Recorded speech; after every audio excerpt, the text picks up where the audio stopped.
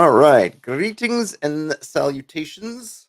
Happy Tuesday as I'm recording this. There's a new jam in town. Well, all right. I'll show it real quick. This I forget who posted this where, but I saw it and I was intrigued with it. It's called Fill the Hex Jam. And how could I not get behind something where you're filling out and creating hexes? And the challenge, if you will, create a hex map with at least 36 hexes. These can be positioned and composed as you like. There must be 36. I don't know if that's meaningful. I guess it must be meaningful to somebody. So anyway, 36 must have at least 6 points of interest. No AI. Great. Have fun and be respectful. Okay. And then some optional stuff. We want to have regions, things like that. We'll get into that. And then there's a Spark table, which I'm not using. So I created this map. I actually had to tweak it because I have a hand drawn well, digitally hand drawn version. Derp asks, hey, Derp says, is my hexual hexual orientation always vertically aligned? Do you ever use the horizontal rows? I tend to go with the flat tops. I don't think ultimately it doesn't matter too much to me, but I don't know. I tend to default to the flat top hexes. But I remember back when Hex Kit first came out, there was a lot of hubbub because they were pointy topped, and it threw everybody in a little bit of a tizzy, or not everybody, right? And I know eventually they did add support for flat top hexes, but it kind of threw things off.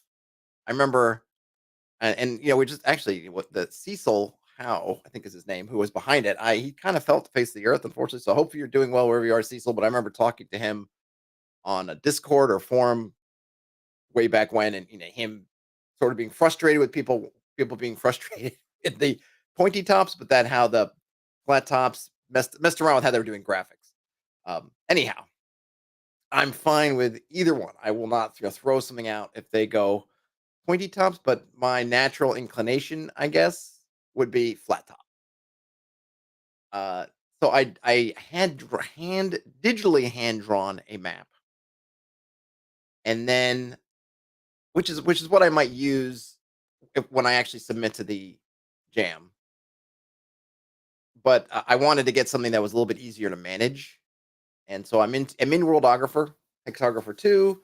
They're 6 by 6, so it's 36 hexes. So just a 6 by 6, square, if you will. Theirs is different than mine because I started with low, high. If you can see, pointing at the screen, you can't see. My first hex is low. Mine goes low, high like that. Theirs is high, low. My the map I handed earlier doesn't exactly match up to this. I'll probably just generate another one later. And I didn't use any random generation. This is just one of the things with Worldographer.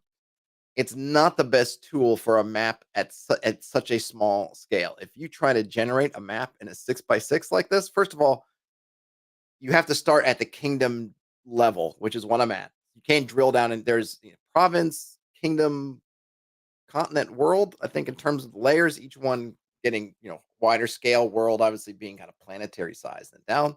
Hey, Dave. And if you start at the lowest level you start at is kingdom. I'm not sure if I did a 6 by 6 at world, what would it look like? But anyway, starting at the kingdom level, I actually was going to just randomly generate some terrain. I think I was doing this yesterday, and it just wasn't working. I was getting all ocean. It was getting even when I tried to muck around with some of the settings in the generator. There's probably some way to do it, and I couldn't figure it out. I was saying, okay, no, generate me just a region. Clicked that checkbox, and I tried to do a bunch of stuff, and I couldn't get anything coming out. So I'm not sure if it's user error on my part, and I wouldn't doubt it if there is. I think that oftentimes when people are generating hex maps, they probably aren't looking to generate just 6 by 6, but it's a nice option because I think sometimes when you have a whole world, it can become too much. That it's too big. It starts to boggle your brain, and you get into analysis paralysis type territory. Where if you just say, "Hey, I just want this small thing, and I'll build it up later," you can do that. So I sat around. When was this? Yesterday afternoon, I guess, and I put together a map. I should probably, when I think about like writing this stuff up, I'm always left in a spot that's like, well, I'm not in a, I've done a bunch of stuff on hex crawl, things, obviously, right? But I don't. I never feel like I should be telling somebody how to draw their map. I tend to look at, I guess, for my own process. I like a good mix of terrain. I just think it's nice. I'm not going to go crazy, so I'm not going to have jungle right next to it, ice stuff, whatever. And I tend to at least start with terrains that I am familiar with in life. So New York City positioned, might not be able to picture it if you ever.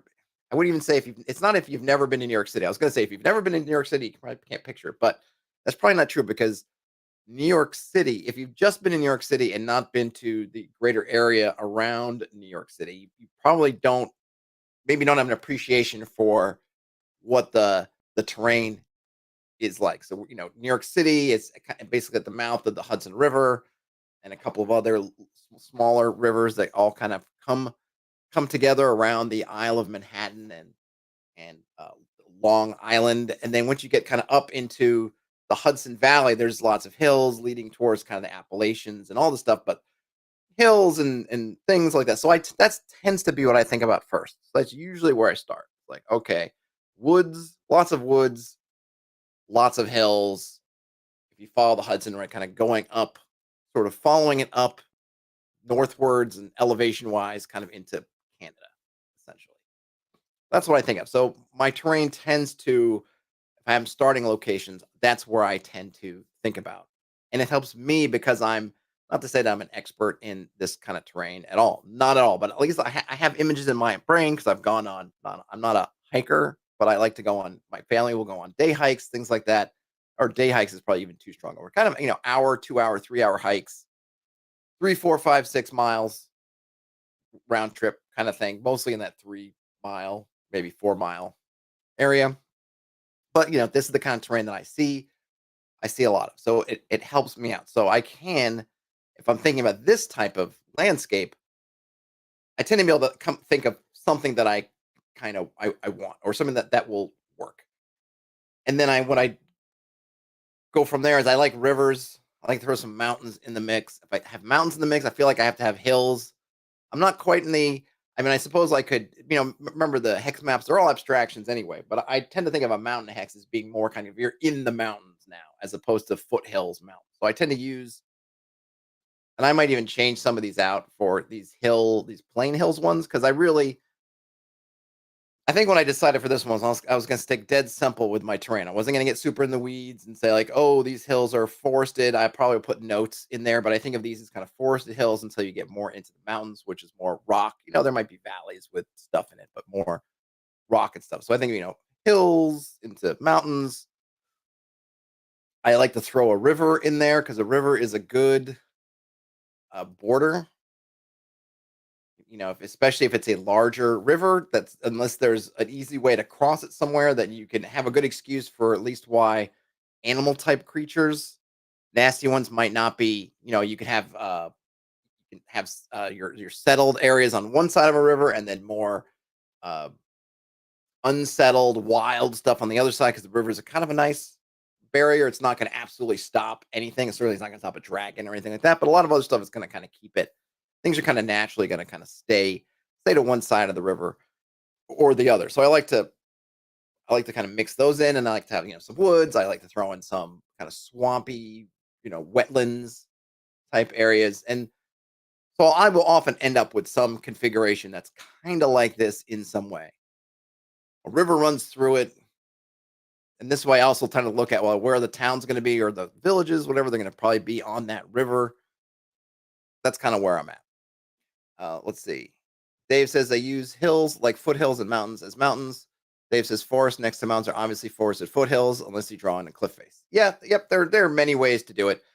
I like to put the trees in there just as a reminder, and I think that sometimes it can help people, right? Because I guess it really is like, why are we making the hex map, right? In this case, I'm doing it as a jam, so I'm going to have something on itch, and then I want it to be easy for people. And I think one of the things that can happen when folks use really expansive hex maps with the very simplest symbology is it's easy to look at it and just say I've just got oodles of mountains and it's just like like like rocky stone peaks as far as the eye can see, or just bald hills with nothing on them, even though the reality is that those hills probably do have trees and stuff like that.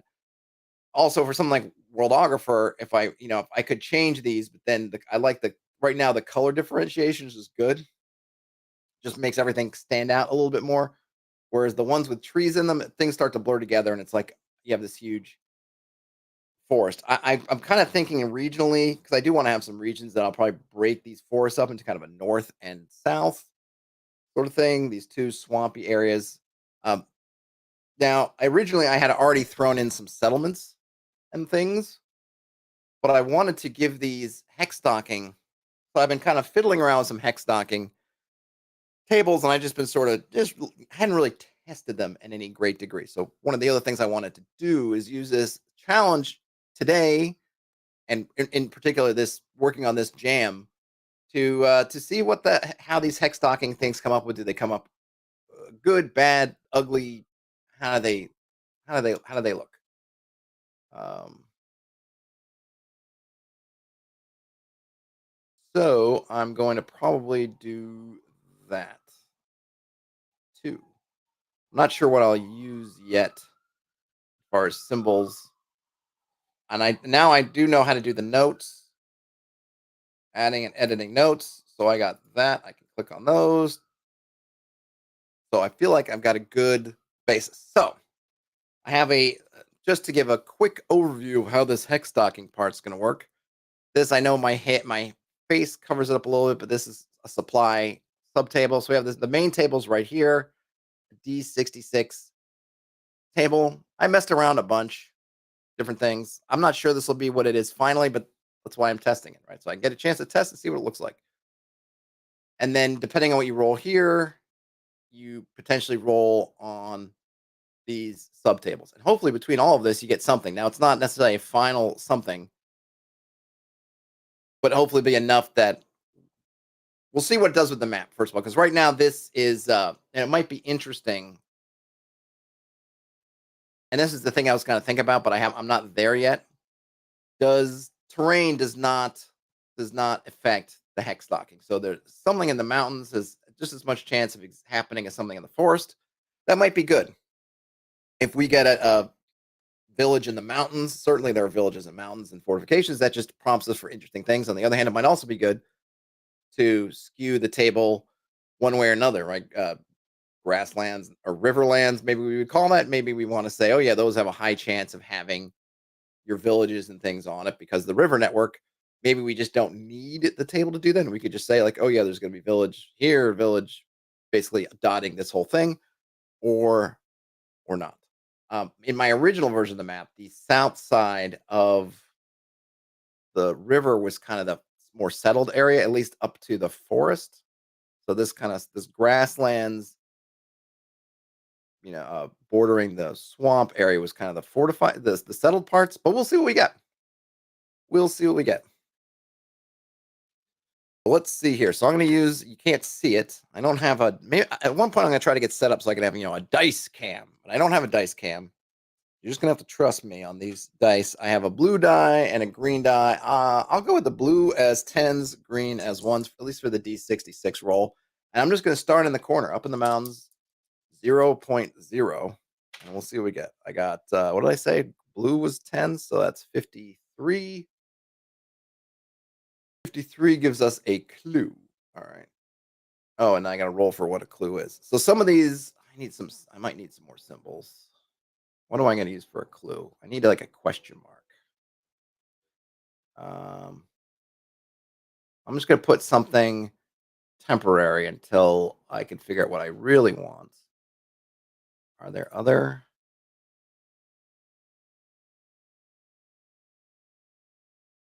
Line art? No, that's not what I want. Tokens, maybe? Those are interesting tokens, but not at all what I want. Cosmic creature, classic resource. It's a resource. Oh, I see. Lobsters. No, not a resource. Let's go back to classic. I guess I'll take the nuclear symbol. So for clues, this is when you roll in the subtable, and the clues you kind of need to go fill this in back after the fact because the idea here is the clues lead to nearest occasions of other things. So since we don't have any other things yet, rolling a clue is an awkward way to start, but I'm just going to, can I make that? Oops, wrong thing. Ooh. All right, I'm just going to put that here, and then we'll just have to. So we'll have to come back to that clue. And yes, I will change. I will change that symbol for something else. All right, that's so. I think I'm just going to go in rows. So hopefully, Lena saying I get a bunch of clues to start. I got 24 now. So that's a hazard with a clue. Oh, let's see. So what is a hazard? So what is a hazard? So I'll explain these kind of as I go. A hazard, it's I mean it's I hate to say it, well, it is what it's exactly what it sounds like. It's kind of what it sounds like. It is, if you want to call it on a wilderness level, like a trap. It could be quicksand. It could be some kind of dangerous terrain. It doesn't have to be a trap per se. It could be something like a ravine or something that's something dangerous and potentially it could be something you could just, well, we go around it. That could be one answer to it. It could be that you have to deal with it. Oh, you got to crawl, like here you're in the mountains. There's some, you've gotten this part and there's this like deep cleft on both sides. And it doesn't look like there's any way around it for quite some time, right? What are you going to do? Are you going to backtrack or are you going to kind of deal with the thing? And then I took it a step further and I thought, well, some hazards might have some kind of prize reward. Well, what happens if you get past, get or you're able to deal with it however you deal with it? And so I split up hazards into hazards that are empty. In other words, it's just a hazard.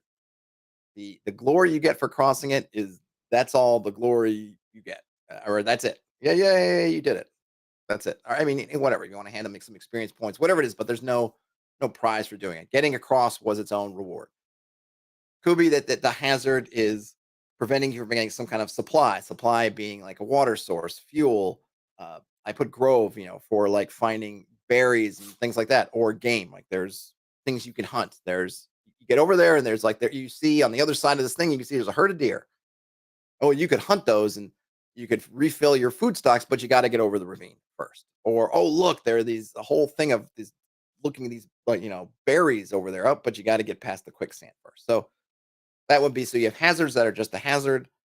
And maybe at that point, if it's just a hazard, then maybe you do just want to bypass it. Or the hazard that, oh, if you can beat the hazard, then you can potentially get this thing on the other side. So that's what that is. Um, in this case, I got a hazard. What did I get? 24 with a clue. So I need a hazard. I'm just going to use, I saw there was a trap symbol. I'm just going to use that for right now. And I think I'll use my first note.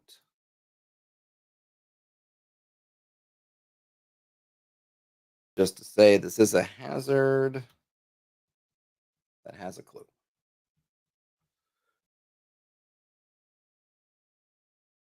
All right, we got our note for that. Now I need to roll for 02. I got 13, so it is empty. 03, 33. Wandering creature, so I'll put a creature symbol. We'll do creatures. There's got to be. I know there's a creature, isn't there? That's it. Sorry, I don't mean to. I just hoping for more. I know there's. Isn't there another? There's got to be something. I thought there was something like a face. Isn't there like a monster face, just a generic demon face? I thought there was. Nope. Is it a terrain thing? Let me just see. Is it a terrain thing? These are classic. Nope. I don't know. I thought there was. I could have sworn we had one. There was some kind of, on a feature. Is it a label? No, it's not a label. Oh, you know what? Hold on a minute. Let me just make sure I'm not. Oh, that might be it. Oh, look at that. Okay. Yeah, I knew it. I knew it. All right. So, monster. Yeah. All right. That's, what did we say? That was, yeah. So I had blank. All right. Monster. I knew there was something. Is there a better clue? Is there like a question mark thing for a clue now? Now that I can see the whole thing? That's a bit annoying. that it does it like that. Okay, there's no clue. All right, I'm gonna stick with that the two traps thing.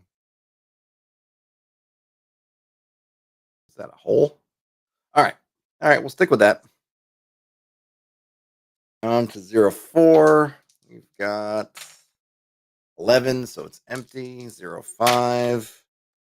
45. We've got supply. Supply, excuse me, this one I can roll on is either going to be water, fuel, a grove, or some game. I got 3, so it's fuel, aka stuff you can burn. Do I put a campsite? It's not really a campsite. Is there a more fuely? What's that? Oh, that's a geyser, and that's like a hot spring. Okay, I got that. We have some. What's this? Just a line.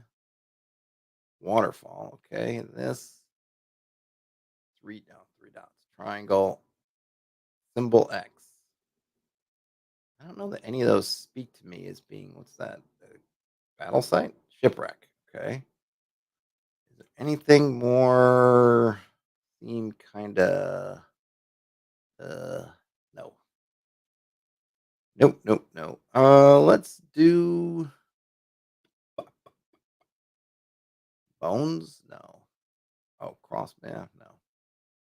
No. What's that? Point of interest. Okay. Well, I like point of interest. That's not quite it. Triangle. What am I doing at 35? Supply, and I said it was fuel. I'll use triangle for fuel. It's not. I'll make a note too. So I don't. This is supply fuel. All right. Okay, so we got our first column. I said row. I meant column. Blank hexes, a monster, and some of these, right? So that this is a hazard that has a clue on the end of it. So it's could be something you deal with, but you could just go around if you don't care. Clue, which is going to lead us towards something else. We'll do all that kind of at the end, and then we have a good source of fuel. And this is the kind of thing I'm hoping. Kind of the idea here is gives you reasons to explore. Uh, we don't know what the we don't know the context around the fuel. Why is this particular hex of woods have fuel? Doesn't all this woods have fuel? Well, maybe there's more deadfall, things like that.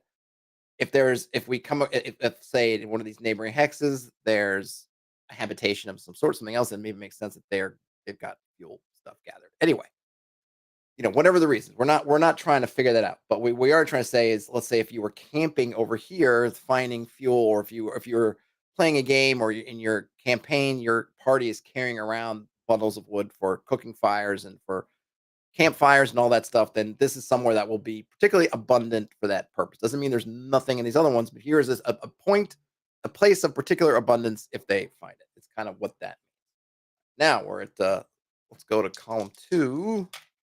11, so empty.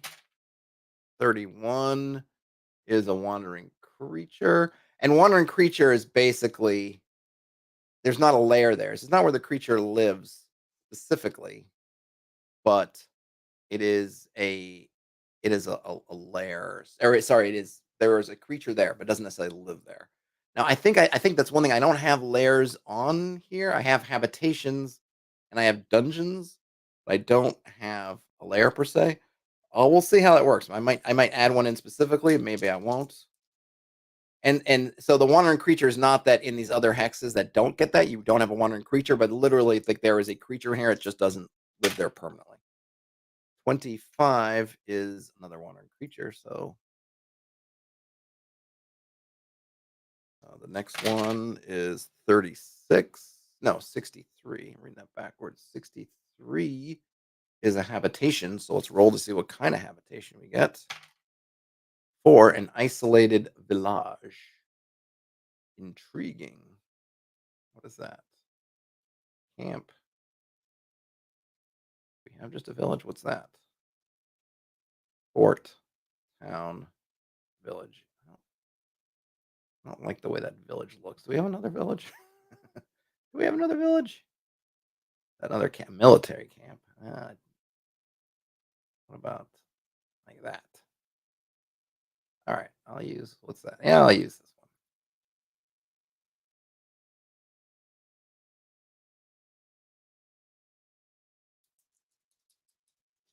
one. Okay. Now we're down here. We get 54, which is another clue. So where's my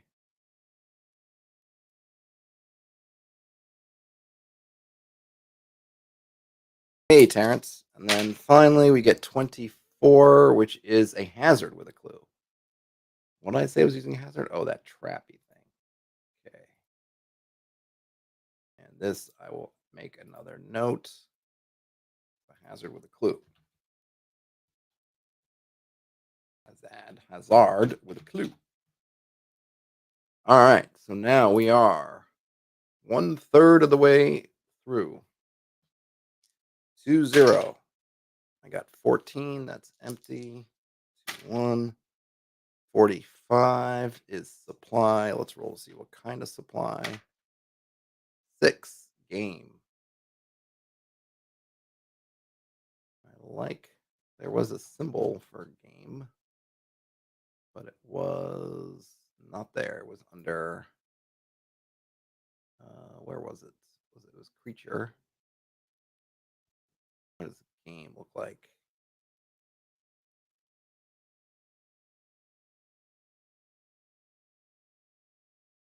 I know it's a fish in the woods, but like I don't think T-Rex doesn't seem good for game. They could have it would have been nice. Or I suppose I could use buffalo, but I don't know. I'll go with the fish. I think the fish works fine. Okay, now we're in the hills. 42. More supply. What kind of is it this time? 2. We have a water source, which actually kind of makes sense. Maybe there's some little rivulets or something that what were we using for water source? Oh yeah, an X.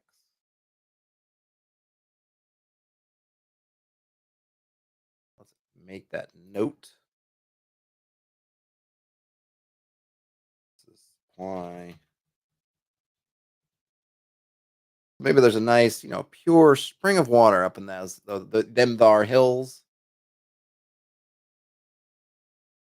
Right. That work? No, why did I not save it? Hold on a minute. Did I get supply? Water source. Save. Oh, you know what? And this one didn't take either. This was a hazard with a clue. Hazard clue. I think I keep hitting close instead of save. Okay. Whoops. Now we can close. All right. Back into the woods. We got 13. It's empty. Grasslands. 11. Empty. Last grass. Oh, 2 11s in a row. Empty. All right. And I probably could roll something for the river. Let me roll something for the river. See if we get something. 23 is a hazard. Has supply. Oh, interesting. Okay. I wonder if I can. Terrence asked if this is for Fill the Hex Jam. It is for Fill the Hex Jam, but I'm also using it to test out some stuff. But yes, it is. Add a note.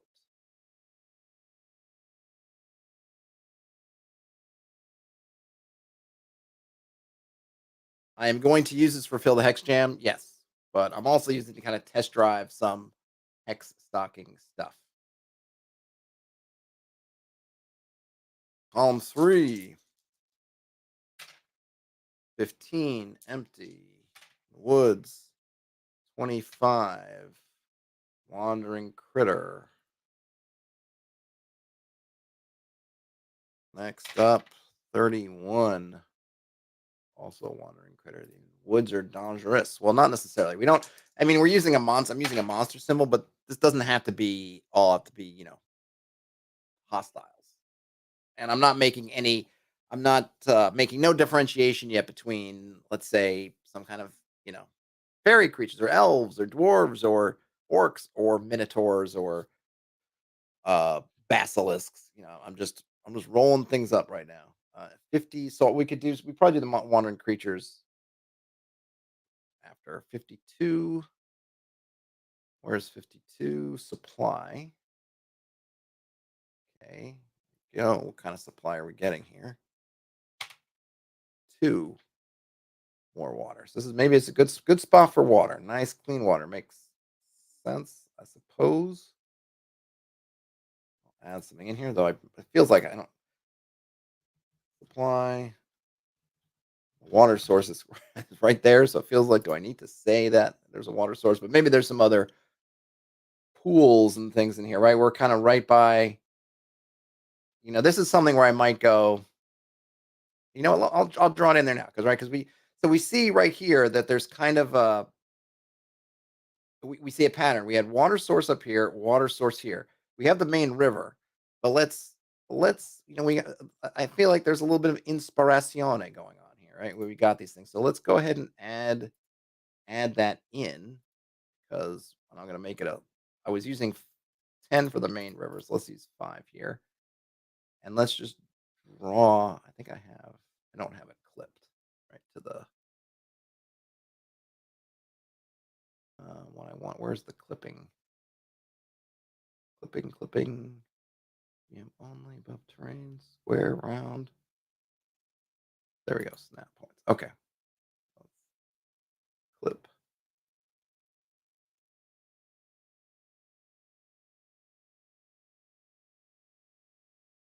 There we go. All right. So, this is what I was like about the tables of dice. You just get some interesting results. We saw that there's water here. Potentially, I mean, we could even maybe extend it up here, but let's just say it just comes from these hills. There's some water and it, trickles down. And so we have a secondary water source besides the river. And maybe that's that abundance. Yeah, there's the river that's going through here, but the river maybe has its own dangers attached to it. Simone, maybe I'll set up a little river encounters kind of thing. Whereas this other little stream, it's easily had, so you can avoid the river. So if you're looking around, maybe you can avoid the river and still fill your water skins, so to speak. Now we're back to the main. 41 gives us more supply. Let me guess, water again. Nope. Game. All right. Let's see. We ran features. I need. I'll use the. I'll use fish up there. I'll just use the fish again. There's cattle.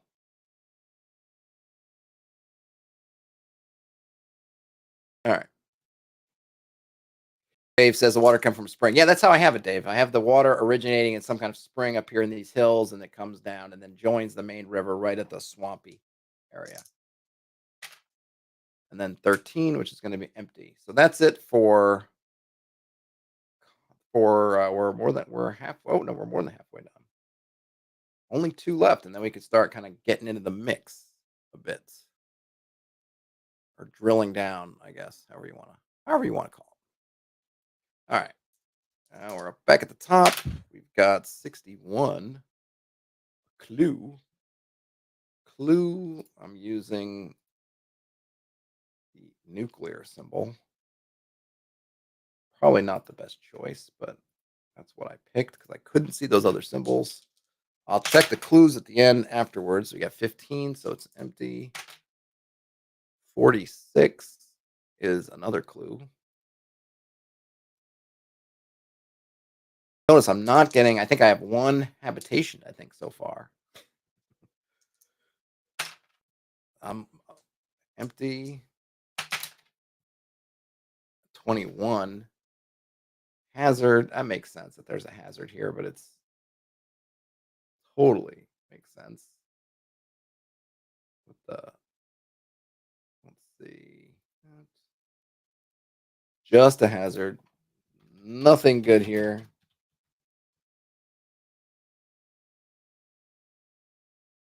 And 23 is a hazard, but then has supply attached to it. Interesting.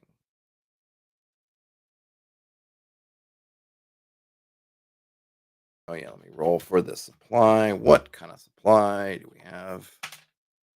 22, water.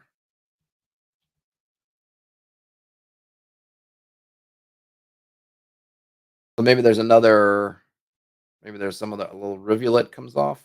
Not sure what that would be. Or there's some water that comes back in, or maybe there's just a tarn. And then finally, 24 is a hazard. Oh, nope, that's the end of the row. Well, they'll be back up here then. Hazard with a clue.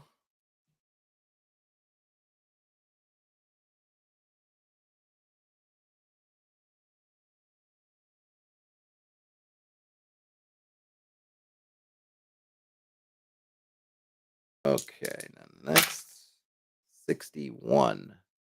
Another clue. Yeah, see, I might need to amend these numbers a bit. I feel like I'm getting a bunch of clues. I want the clues. Clues are good. However, might need more. Might need more places where people are living. 51 is another clue. Oh, there's a lot of jeez. Well, there's like a lot of stuff here. I might need to change some of those wandering monsters maybe into. Well, that's blank. Oh, 66. Oh, it's a dungeon. Like, oh, there's a nope, it's a dungeon. Caved. We don't have a what's that? Is that a dungeon? All right, dungeon. Was it here? Was it here? Oh, I don't remember. All right, I'm just gonna put it there. 22 is a hazard that's empty. Then, wow, there's a lot of hazards. Jeez. 45, it's another clue. All right, so now let's we can pull this over.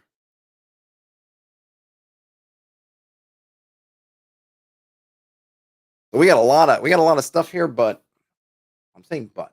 So looks very different than the map that I made by hand. And I'm wondering if I should skew things. Now, we have all these wandering critters, and this is where I could probably do well, how should I do this? How should I do this? I don't have the monster manual in front of me. I do have my BX books in front of me. So I guess we can use the BX set and figure out what we're doing here. So let me just say, so just in terms of hex stocking, obviously I'm rolling whenever you're rolling dice, you're gonna get times where no matter what odds I put where, there's just a chance I'm gonna get something kind of um, interesting or chock full of settlements, or in this case, no settlements. Now the settlements I might need to I have a lot of clues and I don't have a lot of settlements, but I do mean this. So I guess and when I'm looking at it, I'm like, this actually isn't for kind of my use case. It's not really that far off, I think, what I want because I don't want a bunch of settlements. I'm not trying to make this the generate your kingdom kind of thing where you have all kinds of little towns and everything. It's kind of not it. So getting in this area, you're a one kind of hex worth. Maybe we spread it out into this, or we go one way or the other. It might actually make sense. Maybe that this, uh, you know, move this down or convert this into into a grasslands because maybe they started out, it's a woods and they've cleared it because I think forests, I think make better arable, land for crops and things than grasslands. So maybe they're clearing that out, yeah, or whatever. Just change it up, right? I think I don't necessarily mean this to be like, okay, now I've done this and now I do no more work and I just run to the table and start playing. It's kind of like to get started. So I think for 36 hexes, we've got one dungeon. We've got some hazards, which is nice. We have some. This is not including creatures we're doing as we're playing wandering creatures, but creatures that happen to be around but maybe not live there. So maybe I'll roll on some charts, or I'll use the charts with the creatures to figure out which, if any, are layered anywhere. So maybe some of these will roll, and we'll see. I'm just gonna roll. I don't have any. Like this is probably where I would have if I was doing this for my own setting. I'd probably want to think about what creatures I want, kind of come up with my own roster and use that to roll. But I think just for kicks, we'll just roll on the default list and see what we get. And maybe we'll just see what the dice tell us. Dave says they would leave it there and have the grasslands as a farm area. The forest could be right where the water's ridgeline is, which is optimal for water wheat mills. That's true. Yeah. yeah, what I'll probably do is because when I think of an isolated village, I wonder like why is it isolated? Like what's going on? But maybe I'll turn this into like there's a little mini settlement here, and maybe the road will put some kind of if you're thinking about well, how do the players get into this area? Obviously, one is they just born, yeah, they're born and bred here, right? But I tend to think of the world as not being full of little isolated pockets like this, unless there's been a reason, some kind of cataclysm, and that's cut everything off from everything else. But we do have a nice alleyway, which we could have. This could be maybe what I'll do is I will convert. Let's see. Oh yeah, I'll convert this village. Let me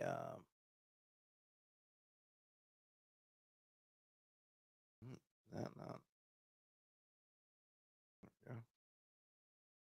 I'll convert this village to a what's that? Not a palace,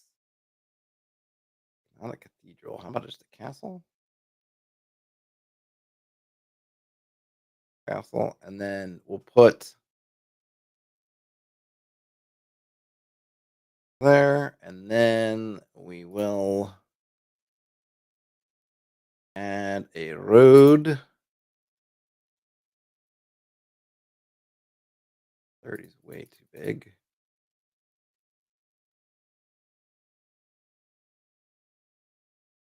And the road. Oh, you know what? Let's make sure we're snap point to grid. So we'll go from the castle. Oh, yeah. Right. Hello. Oh, whoops. Shoot.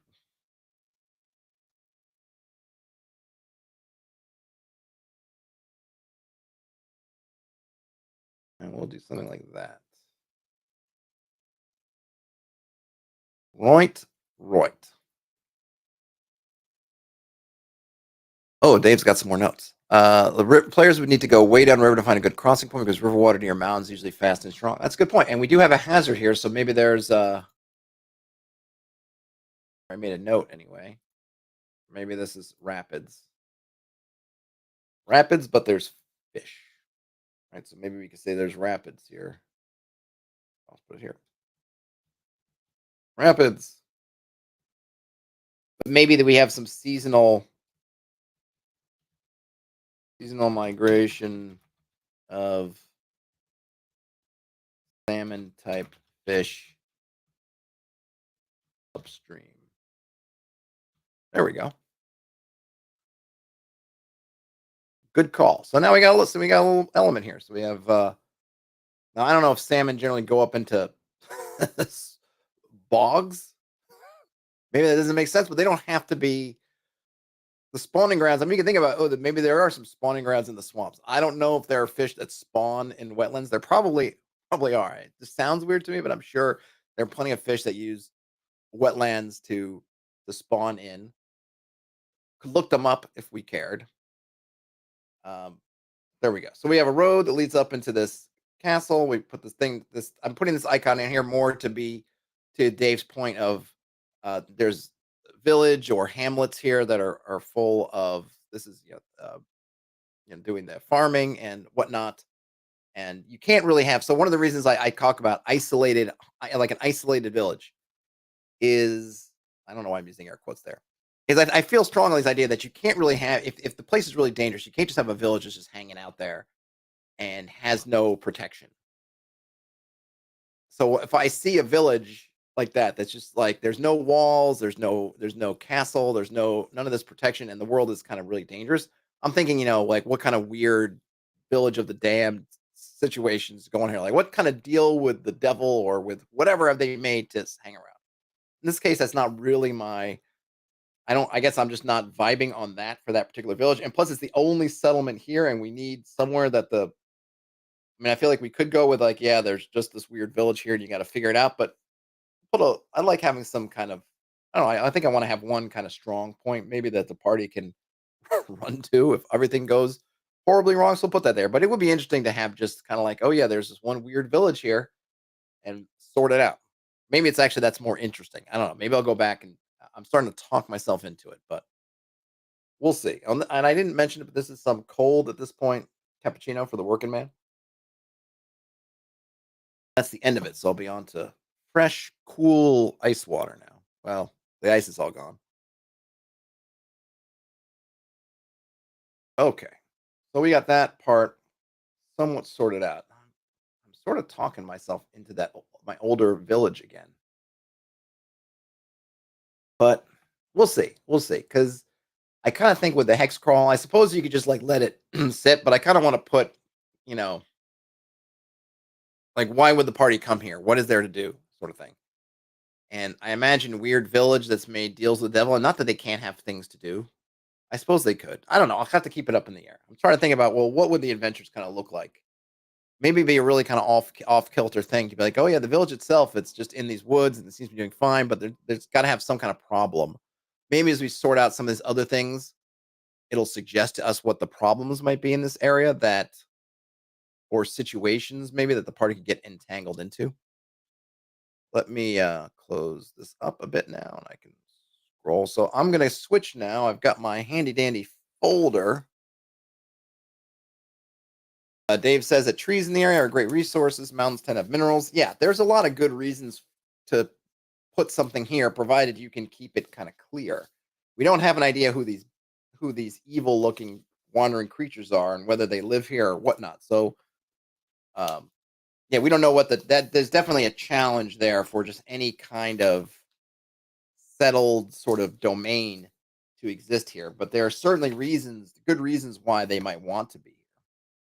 Absolutely, this is I mean, we got a lot of potential. We got, good resources here. We got good water. Yeah, it's fast flowing, but we already considered there's some kind of fishing here. So we got the resources, fishing, the dungeon, obviously we have to figure out what that is. And there's definitely some things happening around here. There's another kind of game resource up here. Probably not for the way too far away for the villagers really take advantage of, especially we don't know what these are yet, but maybe whatever we figure out these creatures are, maybe they're utilizing that particular resource. And we did say, what's this one? That one's a hazard with a clue. All right. So we'll see. I mean, maybe that's it. Maybe what the thing is that the village is trying to solve. Where are my glasses? I didn't bring my glasses. Oh no, I did. Maybe the thing they're trying to do is their problem. The problem that they have that might get the adventurers up there, or a problem anyway, might be the resources. Like they want to get to the mountains, but they can't because they're being stopped, or they need to clear the way, kind of thing. I'm just scrolling through here, getting to wilderness encounters. Okay, so we got a wandering monster list. Now I don't need to roll for the habitat, for the hex because we've got that already. I just need to roll for what we got. So I'm just gonna go in order here. So we have this hill. I need a D8 though. In this in this world, I need D8s. All right, I got a mess of dice. Yep, that's a D8. All right. Oops, sorry, I don't need to do that. No. Close. All right, that monster is. Oh, what do I get? This is hills. I got a dragon. Oh, that's close. That's really close. What's dragon? There's a subtable, so it might not be an actual dragon, but it is of the dragon subtable, and I got a 4 gold dragon. Okay, well, it is what it is. I mean, a gold dragon, it's good. I don't know how much I'm gonna veer off of the generic sort of D&D setting with this gold dragon, and I guess I'll just roll up the dragon. Maybe it's new. I need a sticky note real quick though. Go back and forth here. So let's roll up. We'll roll up how old this dragon is. There's our sticky note. Let's go to dragons. This is where I might need to go back to the other book. This is the one thing yeah, because dragons are in basic. Dragons are in the basic book. Okay. Dragons. So I got a gold dragon, which, let's see, 11 hit dice. Hold on a minute. We got, do they not have the ages here?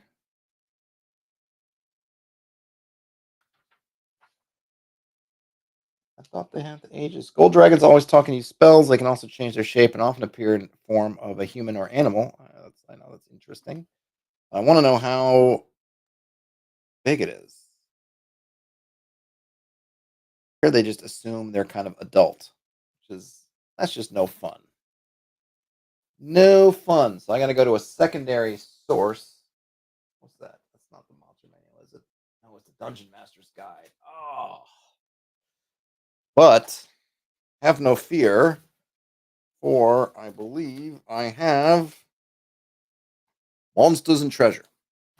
So we can see what they have to say on dragon size. And they don't have gold dragons, but I might just use red. I don't think there's gold dragons in here. He thinks it's oh, they do have gold. Okay. All right, let's see. How old is this? So it's a D6 roll to see how old our gold dragon is. 6. Wow, very old. All right. Gold dragon or golden, depending if I'm very old. Let's see now. Let's see. Hit dice. Number of dice indicate the size of creature. 20%. 20% small, 20% very large. Okay, the value of the hit dice as well as the value of the breath will be subject to the maturity of the dragon. Gotcha. Where? Oh, so golden is 10 to 12. Oh, 10 to 12. So let's see. So we got 20%. So we can roll another d6. 20%, which would be 1 to 2. It'll be a 10. 3 to 4. It'll be 11. 5 to 6. It'll be 12. 1. So it is 10. Still, it's nothing to sneeze at. 10 hit dice. Breath weapon is value of hit dice 6s. So it's value of hit dice and breath weapon. So it is basically 60. 60 60 hit points. 60 breath weapon is 60. 60 HP and 10d6 breath attack. I guess 10d6. I don't know. 60. What do they breathe? What do the dragons breathe? Fire or gas? Okay. Breath weapon, fire or gas. And yep, I think that's about it. I don't think I need to get more detailed than that on these notes so far. There we have it. There we have it. So we have a dragon, but the dragon's a good one. So it kind of intriguing, right? So remember, so details the dice, not by themselves, but the dice sort of shepherded by us, kind of present some opportunities. So now we have an idea of, well, we have this really dangerous place. And see, this even goes back to maybe, like I said, that the idea of the lone settlement is in the absence of that dragon, it's like, yeah, well, how does this little lone settlement get to be safe when it seems to be surrounded by potentially nasty stuff? However, what we now know is there's a gold dragon that layers in these hills over here. And now I'm gonna make it layer there. So we have our first, maybe I need to change this out from a wandering monster. Well, I'll just leave it for now. Doesn't matter too much.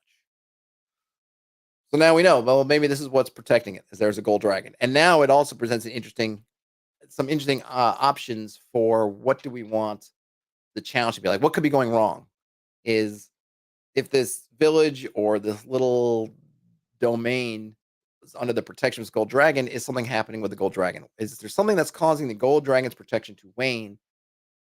Or are they now being, maybe there's been mineral deposits and maybe the dragon doesn't want them to do the mineral deposits, but they want it because they're greedy, people. There's now all kinds of reasons why the village, the dragon might be at odds, or maybe the dragon's power is waning. Maybe some of these other critters are attacking the dragon or doing something else to lessen the dragon's influence. Like, oh, we're starting to kind of cook with gas, is what I'm saying ultimately. And why am I rolling those 2 dice? What I need to roll is for who this bad guy is up here, which is in the hills, and it is a D. What happened to my D8? D8. We get a 3. We get humanoids. Uh, Humanoids in the hills. That's another D12. Cloud giant. All right. Cloud giants are also good, aren't they?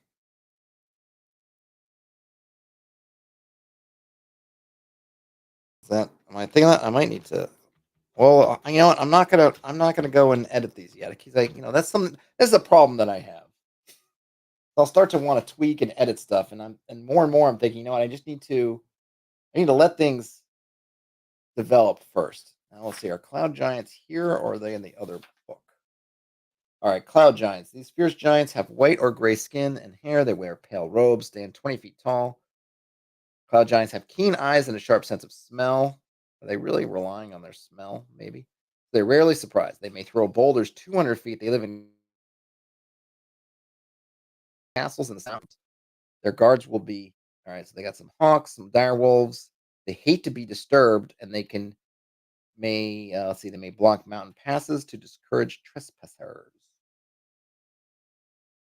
They don't have a percent in lair for these. So cloud giants are neutral. I'll have to go back to the monster manual to do the. Well, let's roll to see where their number appearing. Oh, there's only that many. So even in the wilderness, it's only a 1d3. Is this a lone cloud giant? Nope, it is 3 cloud giants. I don't like the idea there might be a sort of a broodmother sky fortress. I like the idea that there's a floating cloud fortress.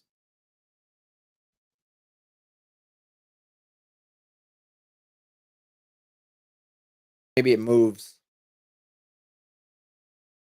So maybe it's here first time you encounter them something, but then it's moving around.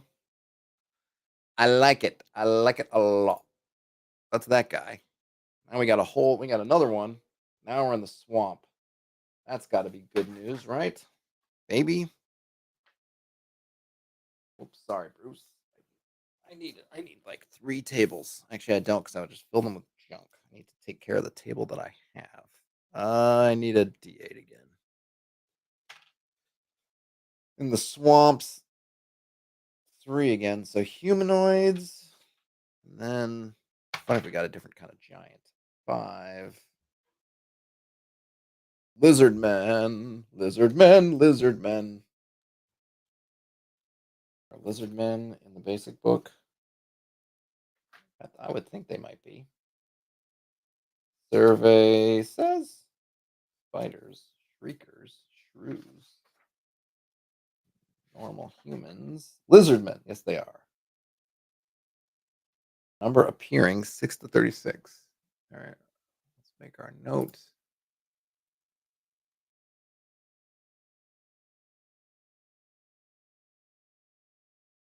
Lizard men. Hey, Arklaw, any golden geese parts as rewards when defeated? Could be. Could be. I like how you say parts. Not the golden goose, but parts. Maybe they had a golden fried chicken fest, so there's fried geese fest. There's not much left over. Let's see how many lizard men we need. I guess that'd be 66.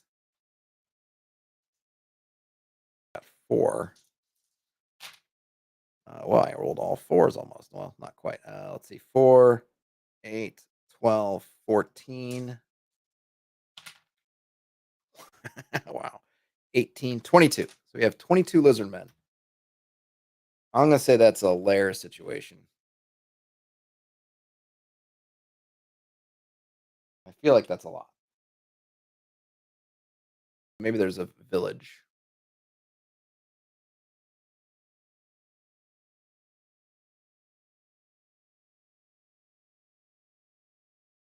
Not sure how they're going to.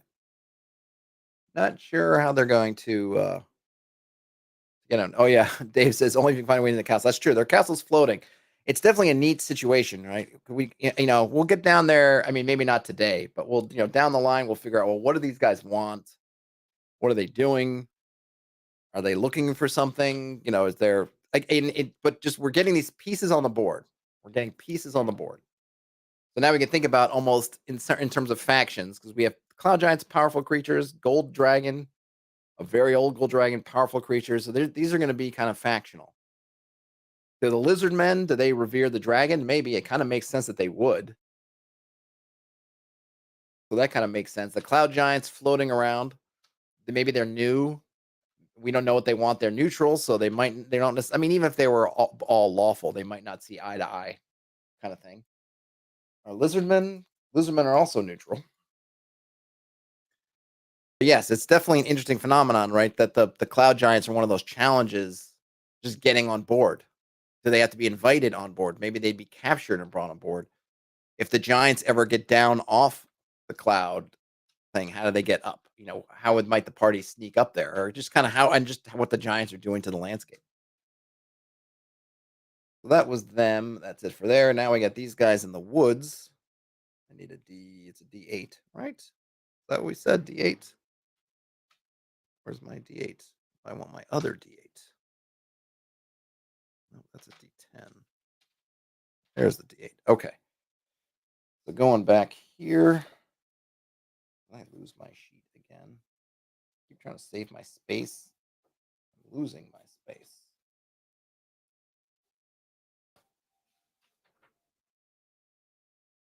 There. Okay. Now in the woods, we're getting 7. Animal. Well, that's fine. I might roll animal again because I kind of have animals in game. What kind of stuff we get in animal? Well, there's some. We'll see what I get because I kind of don't want to just put like deer because that's kind of in deer and those sorts of things are in the kind of supply game. I'm not putting them as encounters. But if it's something else like a giant hawk or something like that, then I'll stick with it. So let's see what we get. We get 4, which is like a tiger. It's a giant cat. All right, I'll keep the giant cat. That's fine. Or a big cat, I guess, not a giant. It's not a giant cat. Big cat. Not sure what kind of cat. Just a big cat. Saber-tooth tiger, baby. Who knows? Got another one here, also in the woods. Just got animal. Got animal again. Woods, 7, animal. Yep.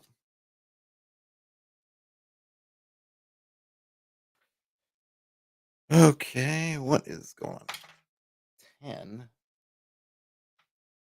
Oh, there's a unicorn. Oh, I like that. I'm trying to say unicorn is just an animal.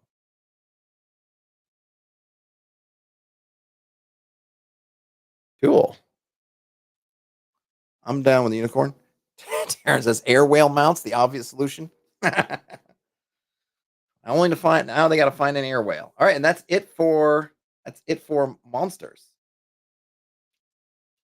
We're done with our now we can obviously we're not necessarily done. We'll again probably not today put together a wandering creature table, but we're done in terms of the creatures that are on the board when the campaign would start. Now we're in a position to go back and find out what these clues are about. Because remember, I have this clue table here. But the clues point to things, and it's kind of hard to figure out what the clues point to when you don't have the things yet. So now we can figure out at least generically what the clue's pointing to, and then we can think about what the clue actually is. But for now, we need to roll some sixes for these clues. So we have this clue up in the mountains, and it says 4. So it's a clue to the nearest habitation. Which actually would probably be. Oh, that's kind of interesting. So the clue, so the nearest habitation, as the board stands right now, the nearest habitation is actually to the clue to the storm, or not, yeah, no, cloud giant's flying fortress. What that clue would be, no idea. That's what it is. That's kind of neat. So maybe maybe there was it's got a docking spot. There's some kind of dock on the mountains, or they have some sort of supply. I mean, I imagine with the flying fortress, you might have some kind of place where you want to an anchor spot, somewhere you come in and chain it to a mountain peak. Oh, it seems pretty boss. I could see that. Now this one we've got. What is this? A hazard to a clue. All right, good. So we need a clue again. 6. Clue to the nearest dungeon. All right, so we have this dungeon way over here. We have no idea what this dungeon is. I don't have a dungeon generator, but this is whatever this hazard is, but it does contain a clue to the dungeon. So somewhere, I mean, it's kind of cool from a if we're wondering just thematically things that are connecting the area together. There's some of these mountains that points down to the dungeon. Again, we don't know what the dungeon is, have no idea, but there's some connection from the mountains down to the dungeon. I'm maybe thinking that there was if there was, yeah, it's tropey, but it's something that there was an old civilization that was on this river. Maybe something happened here with the swamp that actually pushed that, that this used to be something, but now it got filled or whatever was turned into this swamp lands and that's connected. So there's something, maybe some past, let's see, remnants of a past culture that followed the river.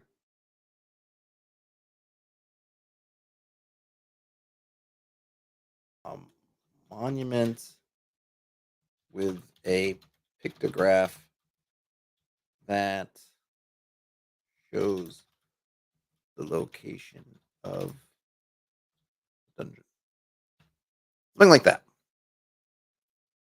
And the idea being that there's some marker or something here. Now it's good. The interesting part is the way in my brain, anyway, the way this would be is whatever there's up here, some kind of marker or something. Maybe this was an old holy site or something they would pilgrimage to, but that this part could throw off the party because now it's a wetlands. But in the time of this culture, maybe the river flowed differently. Maybe the river flowed around like that.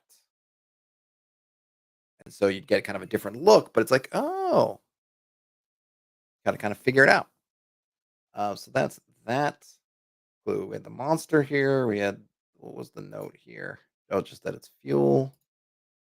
We got creature. We have our settlement area. We got another clue down here. What is this a clue towards? 1. Clue to the nearest supply. Okay. What is the nearest supply? Is the firewood? What's this down here? Well, all right. Clue to the nearest supply. Clue to the fuel in. Don't know what that is yet. There. This was a hazard that has a clue. Clue to what? 4 gives us a clue to the nearest habitation. Clue to the settlement. Maybe we could change. Actually, let's do this. Let's change this around 'cause this might make more sense. Shapes, select, zoom in here. Kind of like that. Whoops. The control.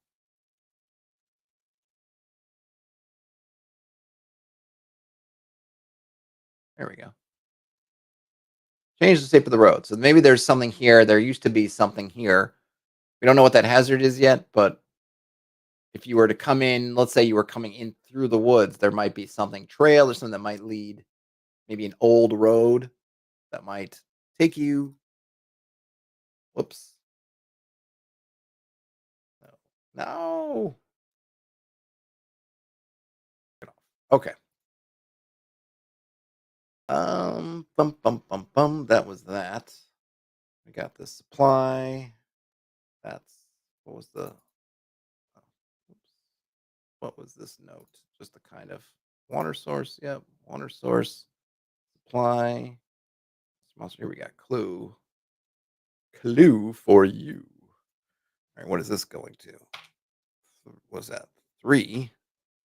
Clue to the nearest habitation. So clue to the where's the nearest habitation? Let's see, where are we? Up here? It's 1, 2, 3, 4. It's storm giants again, or the cloud giants. Clue to the cloud giants. Sky. Floating fortress. I want to impinge on Sky Fortress. I have to call it something else. All right. Maybe this is something else they're doing. Maybe these are areas they've been to. Maybe they've got those big, like the ancient anchors where there's these heavy stones with maybe there's some old anchors there, something else. But it is interesting because it paints this picture of the giants moving around. Maybe they camped up in the mountains. They camped up in these hills. Well, the thing about what they're looking for, maybe they're canvassing these areas, looking around. We got what is this? Clue also, so let's roll this one up. Nearest habitation again. This one. 1, 2. Lizard men? Hmm. Hold on. Oh, actually, wait a minute. Are these any of these habitations? The big cat. I'm gonna say it doesn't really have a lair. Wanderer. Unicorn. All right, I'll make it a. Wait, hold on a minute. I did this one right. Oh, I didn't. Okay, clue. We'll do it to the unicorn. Clue to the unicorn. I don't know what that will look like. I gotta do this one. Clue to the nearest supply, which is what? This one or this one?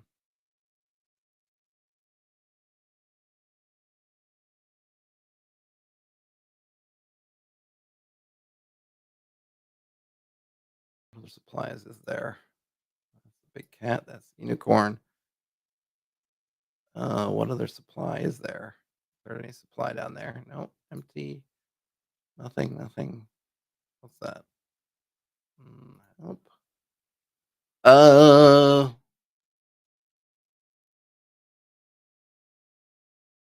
guess we'll say clue. Maybe these again. Maybe they move around. We'll have to figure out what those animals are. Game in 002, 001. Remember, we can fix these. We can fix them. We can change them later. They don't have to be forever and ever. Got that. Got that. Let's do this one. I guess 5. Clue to the nearest hazard, which would be up here, right? Yeah, that makes some sense. And the clues are supposed to be things that you can find that you can game it out or be more mechanical in terms of like it could be just a trail that leads up to it. Could be a sign. It could be its clue is very generic. This is meant to be something that either points you in that direction or gives you some context. Either, both. I got this one down here. Clue to the nearest supply again. It's probably there. Maybe there's some more, like, I don't know if there's more trickling kind of water going down that way. But we'll just put it in there. I'll have to figure out what that means.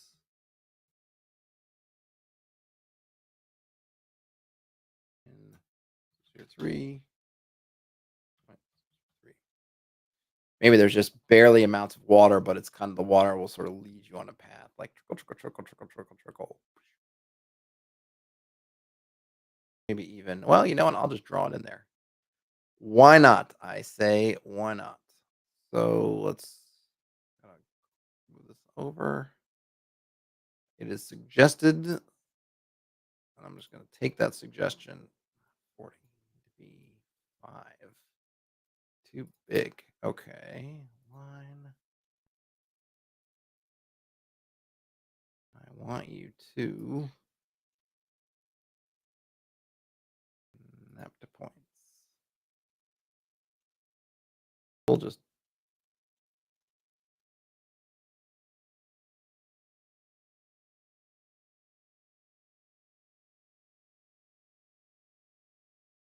there we go.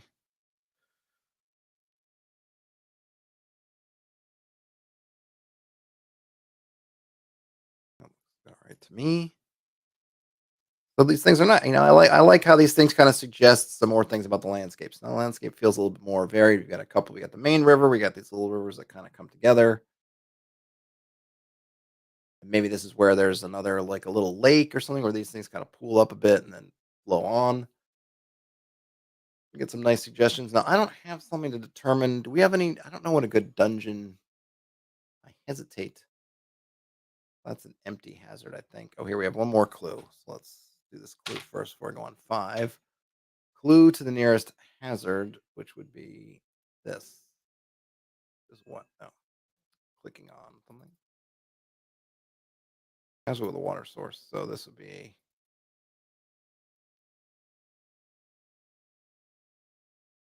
clue to hazard in 004.005. All right. So I like the idea of this being some kind of ruin.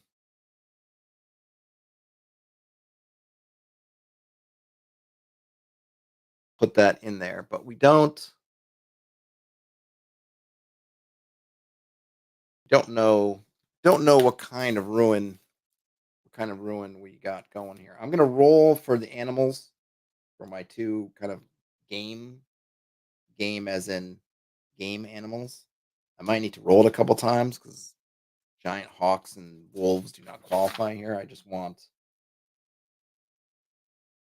yeah, antelopes or boar would count, that kind of thing. I should probably make my own table, but I don't have it right yet, so I'm just gonna have to roll and maybe roll a couple times or see what the first roll gets me. So it's a D12 roll. I'm just gonna I'll use the woodsy one for the woods, and we'll see what we get. Just using the animals subtable. Oh, I got boar. All right. Easy.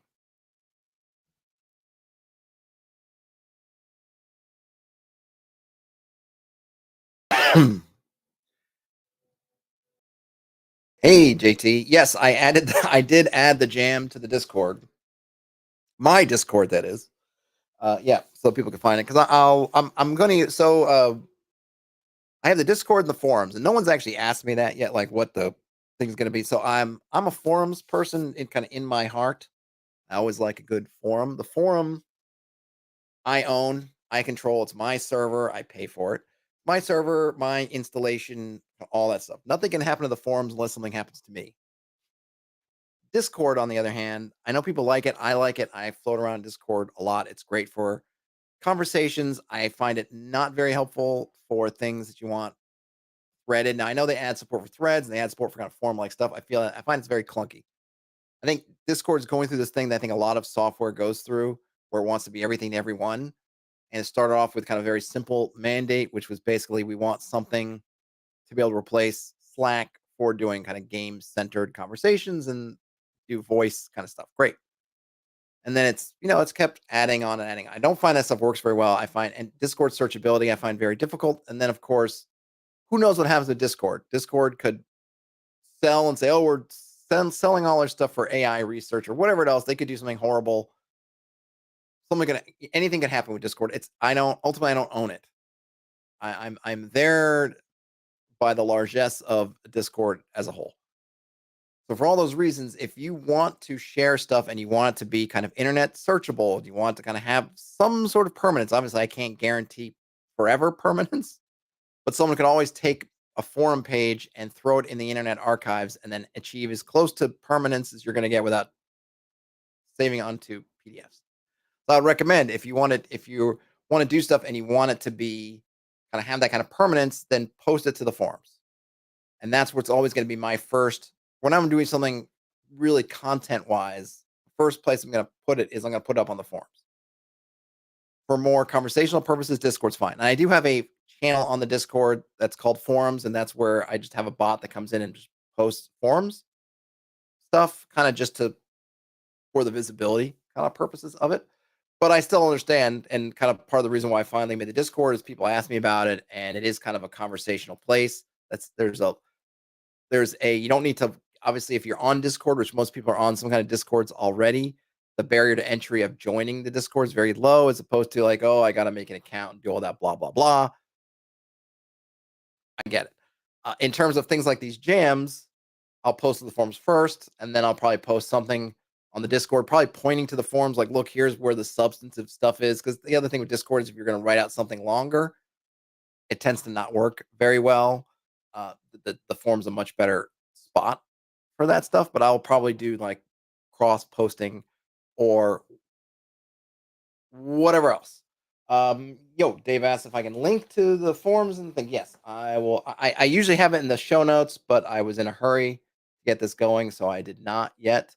Let's see. Where's my Discord at? Yes, I will share that. Hold on a second.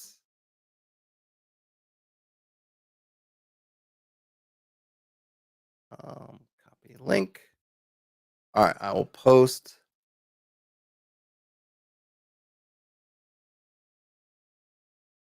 All right, I just posted the link. I'll show it on screen in a sec. There it is. I'll add it to the show description. It should be in the show notes and stuff for most of the videos. I added it to my template, I think.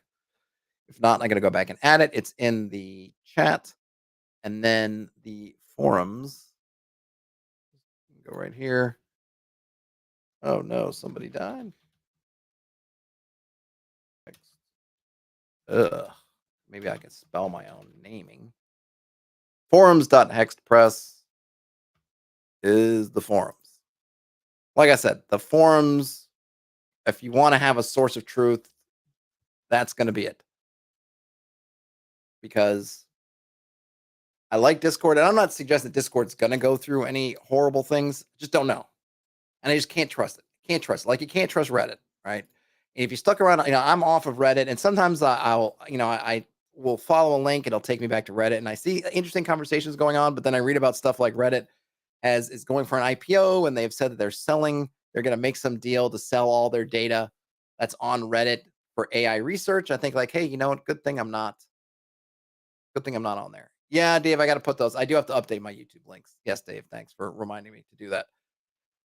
So more and more I think about, it might hurt me in the short run in terms of discoverability and just having conversations with people that I'm not on Reddit. And then I see something like that and I think, yep, I'm glad I'm not really tying my boat to Reddit. Cause that's the thing. You're on there, you're there because it's that kind of constant battle with, oh, look, it's free. I can do all this stuff here and I don't have to pay for anything. And that's great. And then you think, well, yeah, it's free. Who owns all this stuff, right? The stuff on the forums, I guess maybe it's not helpful to you guys. It's mine, and so if you want to be on the forums, you basically just have to trust an individual, which is me. That's as far as you have to take it. I'm not a corporation. I'm not looking to do anything with it. I really just want there to be that source of conversation that you can find if you actually search for something. The forum post will come up on the internet. It's indexed.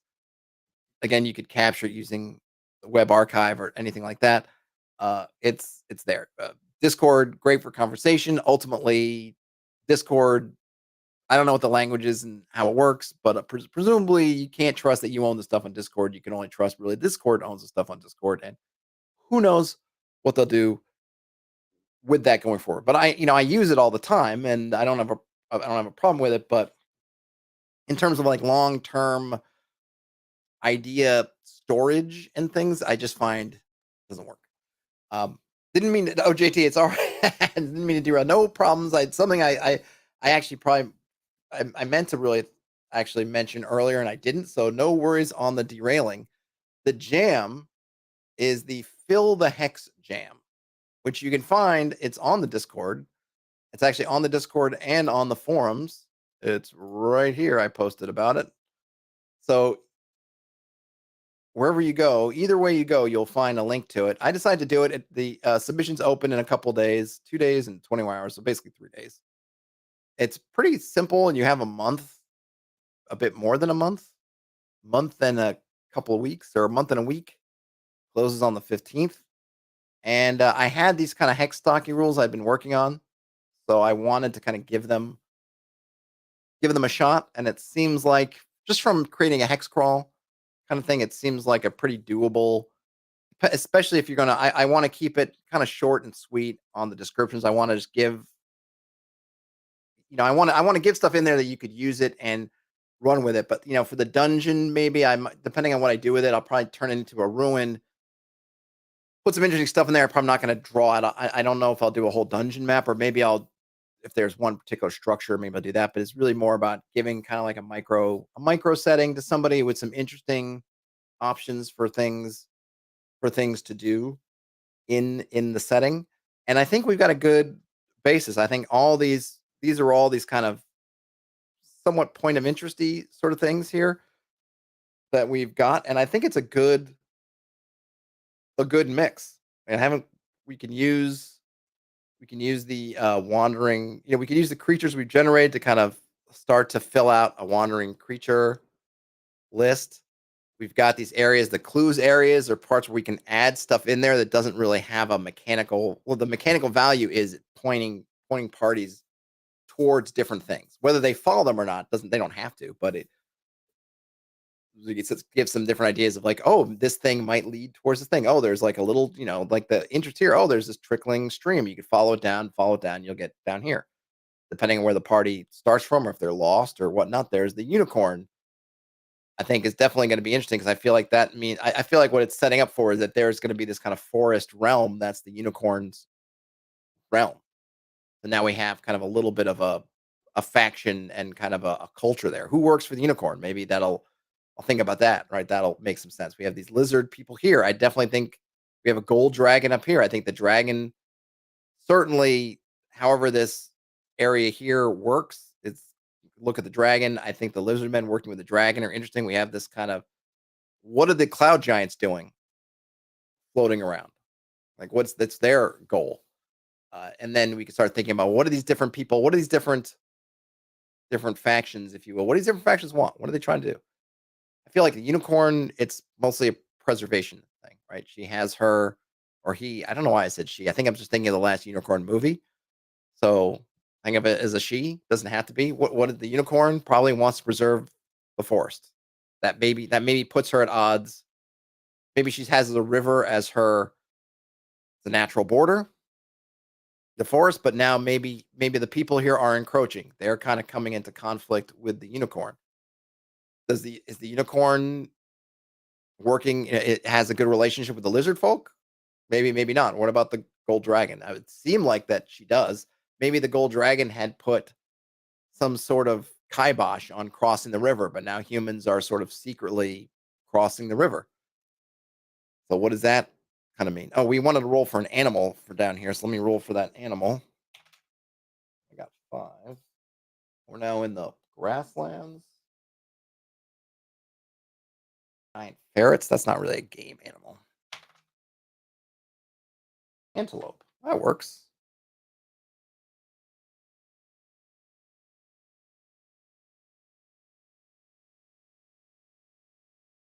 Dave says all unicorns are the last unicorn. Feels like it.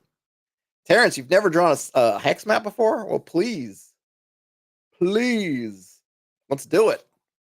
Let's do it. I think Brian Smith is. Might have gotten Brian Smith on board. So that would be cool. So we can get a little forum group. So yeah, definitely. Now the thing is with the forums, I just haven't turned. I don't. The forums are not high traffic right now. I would love to get them high traffic. Well, maybe I say that, but maybe my server bill would not like it to. I have to approve. So if you join the forums, you're going to get stuck as I go through and approve. So just don't worry about that.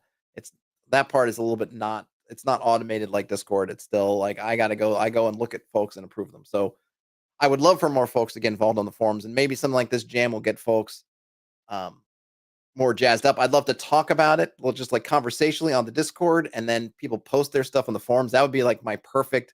I can think about how to bring these things, the Discord, the forums, all things together. Like that would be my.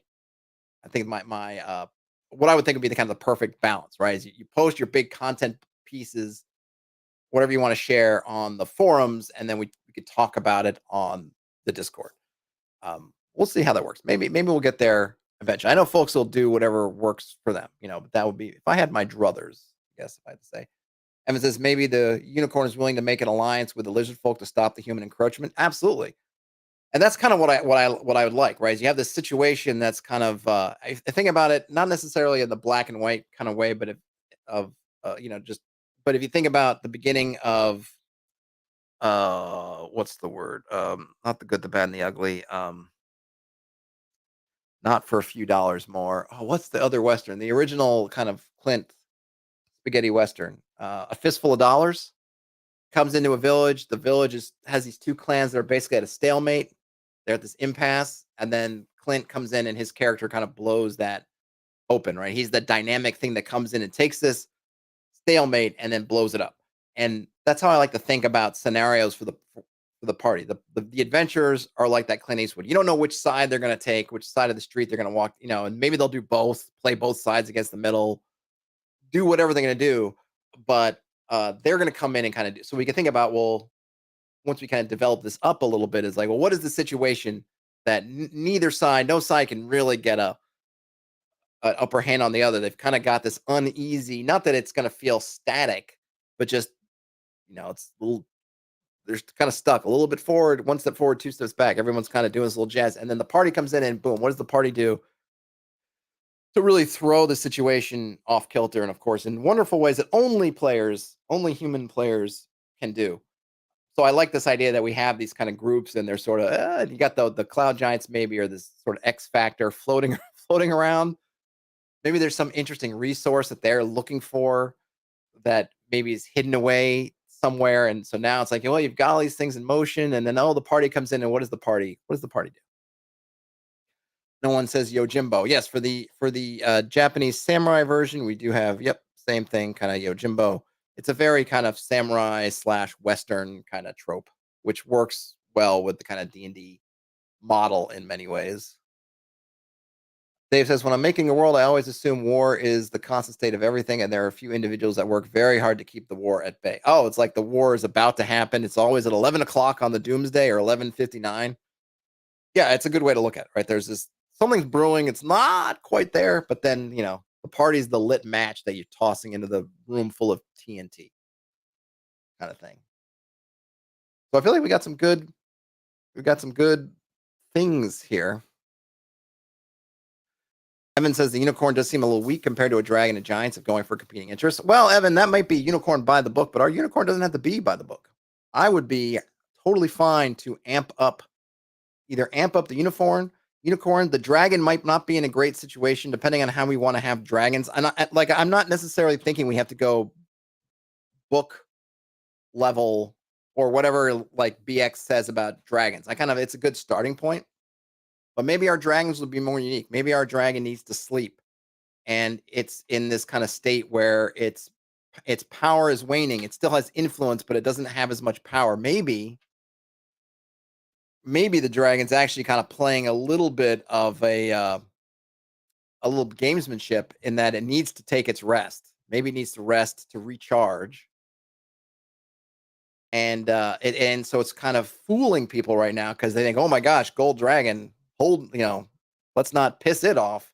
And the reality is that it can't do as much as it's kind of winking and nodding, saying it can do, right? It's kind of playing a little bit of a game here in terms of what it's saying it can do or how it's portraying itself and what it can actually do. And it's hoping that nobody notices.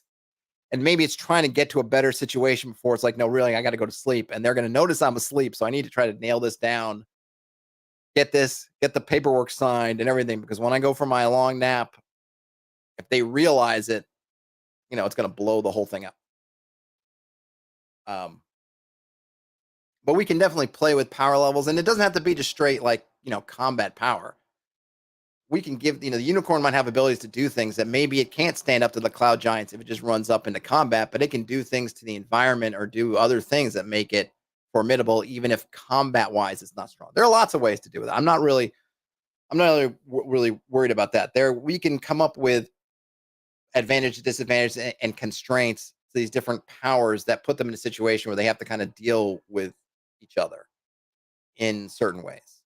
Um, so I think that's totally a solvable problem. And then maybe that's why it's this kind of patchwork, right? The lizard men, the cloud giants are strong, but they're up in the sky. There's only three of them. Maybe there's some conflict between the three of them that makes them a little bit weaker than their stats would say. Maybe the reason why we have these things up here is that they need to go dock that flying fortress in one of these two spots so that they're powerful when they're floating around here, but they kind of like the dragon maybe has to stay close to home or has to rest or something else that keeps it from just totally dominating everything. There might be reasons that they can't float around. And the cloud giants, just in terms of their fortress, when they're over that forest, that really hampers their ability to operate because they can't see down into it. It's kind of it's obscured to them. Like some of these other areas, it's a lot clearer for them what's going on, or down in these open grasslands. It's very easy. You get in those woods, it's more difficult.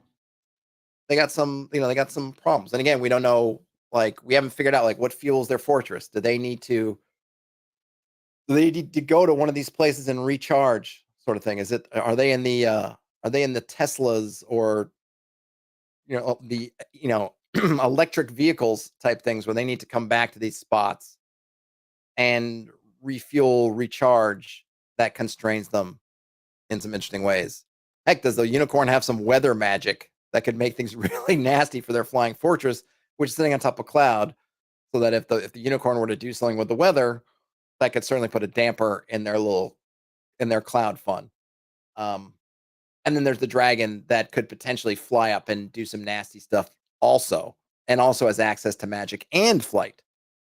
So it's a kind of cool, it's a cool thing, right? And they're neutrals. They're not necessarily super bad. And we could think about if there's something in here, maybe there's something really bad in here that is kind of the real foe that is obscured because it's using all this chaos to do whatever. Like, we don't know.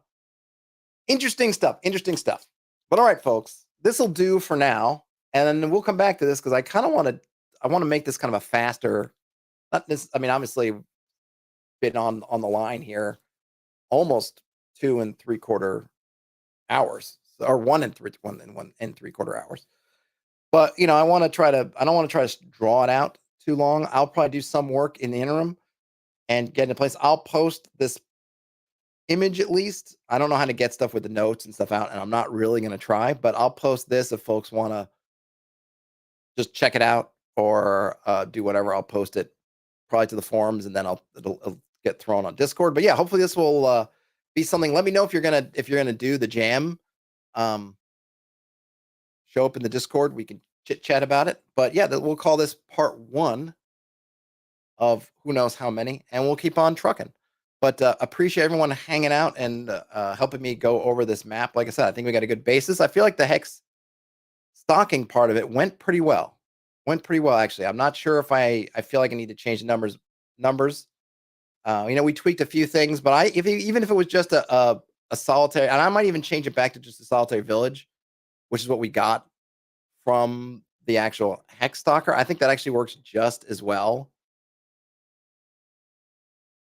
if it's under the protection of the. So it's kind of like, do we want the dragon and the people here to be one faction, or for the humans to be another faction? We'll have to keep digging into it. We'll keep drilling in and seeing what we get. But yeah, this was good. All right. Oh, no, sorry. The game got postponed. We'll try the document next week. Awesome. I might, no, sorry. And there is a chance that some version of this will end up in the next version of the document because it's kind of the last thing I think before my wilderness thing. My starter kit is done. Some kind of stocking. I'm torn on whether to do terrain stocking, but this might show up. It might or might not. I don't want to make promises because I might hold it back for something else, especially if I want to keep working on it more. But I might throw this in there too. But it probably won't be ready till next week. So I guess ultimately the dock is probably the state of the dock is the state of the dock for probably a little bit. I don't want to get too crazy with doing updates too fast because then people can't really digest what's there. Just fragments things out. Anyhow, but that's probably in the works. That's kind of why I'm part of why not why I'm doing the jam, but just kind of part of what got me wanting to get it on the stream today was to kind of use the opportunity to fiddle with the hex stocking. But I feel pretty good. Though I would probably just be the caveat on the stocking. This is definitely wilderness stocking and not for if you want to stock like a kingdom or something like that. You probably want to plunk your main sort of kingdom, duchy, whatever, and then this can be for wilderness stuff around it. Any case, folks, I've got to eat and do some other sorts of work, but I shall return. I hope this was useful. Like I said, let me know in Discord or social media or on the forums if you're going to take part in the jam. That'd be awesome to get a bunch of things in there. I'm looking forward to fleshing this out and digging in now that we have a starting point. It was good fun, and I hope it was useful to you folks. Other than that, game on, everybody, and I'll talk to you later. Bye now.